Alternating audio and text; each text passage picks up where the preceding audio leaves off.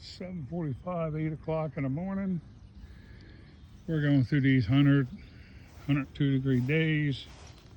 Much hotter than that when you really get going. It's just absolutely terrible for your gardening time, and a lot of people have issues with watering at the wrong times and the wrong things. So first thing you want to know is when you're out here and you're going to take care of your garden in this hot weather, don't fertilize. Don't put anything on, excuse me, anything you're doing, because it'll get sun and get it to everything, and that'll just burn the roots right on up. As you see, all my stuff looks real good. No burning, no leaves looking bad. It's been terrible. I water about, oh boy, sorry. I water about every 2 days, 3 days when it's real bad. And what you gotta do is you gotta come out early in the morning before the sun hits it. Make sure you're mulched everywhere, because what that mulch does is, you can see some of the weeds will start to come up some places. You can't protect everything, but the mulch keeps the ground temperature much cooler, which allows the plants, even if they're not growing, to continue to not wilt and get overheated and tired. So you want to make sure you water before like 10 o'clock in the morning. And you see, I try to get out here before the sun comes over the big trees back here and hits the garden. And where I'm located at, I get a good 6 hours of sun a day, and that's it.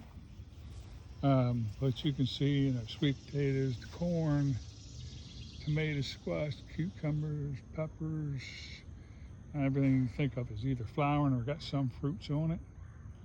And it's doing pretty doggone good out here in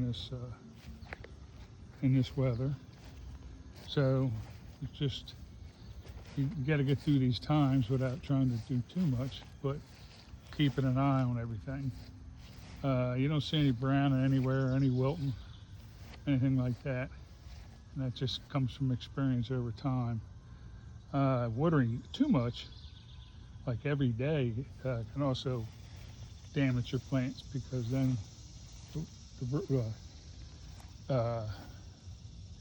the water gets all absorbed into everything, and it just becomes too moisturized. And then when it gets real hot out, it's like a boiling thing out there, especially if you're watering at the wrong time of the day. If you get a lot of sun, a full-time sun, you might invest in a shade cloth or sheet or something to throw over top everything. And there's strong times if you want to go through it. I've done that when my garden was like 5-6 times bigger than this one I have now, because this is only a 20 by 20 now. So you just want to make sure you don't do things that hurt it even more, where people think more water, more fertilizer, more everything is better for your garden, when it's exactly the opposite during this extreme weather. So just a few tips, knowing that everybody here in the Mid-Atlantic is going through this kind of stuff just like we would in Florida. Just got to keep an eye on things, but keep an eye on them to be sensible and realize that they're growing living things, and they got to be treated a little differently at times. But as you can see, them blossoms and everything is just going right now good. Anything could change, but and I've peppers on plants, tomatoes on plants. During this garden, during maybe 3 weeks old, maybe a little over 3 weeks old, and you can see the size of everything already. So still pretty good. So like I said, I'm going to get off here. I just want, this is like something you want to really watch for people who do it, that get frustrated and they go out there and go, oh, my plants are drooping, they look terrible. No matter how good you do it, sometimes that can happen. But the worst thing to do is go out and water them, or water the leaves. Don't water the leaves, don't water the branches, don't do anything like that. That will just burn that stuff right up when the sun comes out. Main thing is just water the ground, or water the pot. The above ground pots, there's 5 containers there, and the ones in the back over there, they gotta get watered real heavy, because they're more exposed to the air, so they get soaked. And then the ones in the ground, they still get heavy, but not as much as I worry about the ones in the pot. So a couple main rules, like I said, water early in the morning so it can dry by the time the sun gets to it. Watering at night is terrible because you don't want water laying on your plants at nighttime. That'll cause, what's that white stuff called? The bacteria. Can't think of it. But and it really will attract the bugs and start diseasing your plants. So, like I said, keep up with the watering I do mine like every 2 days, 3 days, real heavy water, and leave it alone. And then no fertilizing, no trimming, no pruning at this time. And when your temperatures moderate out more, like I always trim my tomatoes down near the edge of the bucket to the ground to get air through and do things like that. Right now, you just can't do it because of the heat and what it would do. It would just stay in there and just sun scorch and burn everything. Same as watering the leaves and stalks of a plant. You only water the roots. That's year round, but still, just make sure, especially when it's hot, that's all you do.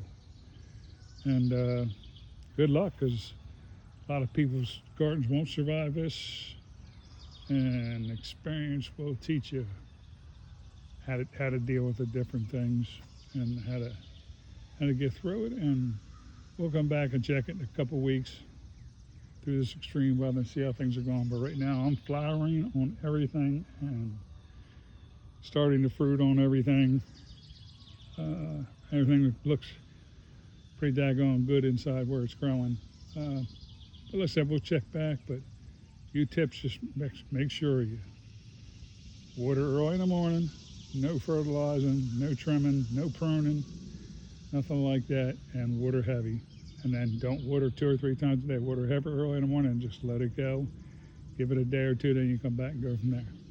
All right, guys, have a good one, and don't forget to like and subscribe and share the videos. Also, you can see where this grass is here next to the garden from about that point up. I already said dirt all the way back to where I'm at here was once part of the garden, and that's 60 by 20 I got rid of, and this one I got rid of this year, and this one's probably 30 by 20, 600 square feet. I got rid of this one this year and ripped everything up and out of here. I got a few more things to get out of here, and then I got to pour some of this black plastic I had down there for years, and that's only because I'm going back and forth in between places and doing more. I was retired as far as traveling and doing things, so I just didn't want to have to take care of that much. Plus, without all the kids around all the time now, it's not as much usage of everything. And flowering in this bed here, which has done good for years, I will be putting my potatoes in here in the next week or so. And then by the end of September, I'll have potatoes in there. But I'll come back when I get my potatoes, my seed potatoes, and we'll get them in there, and then we'll go from there. All right, guys, have a good one, and thanks for watching the channel.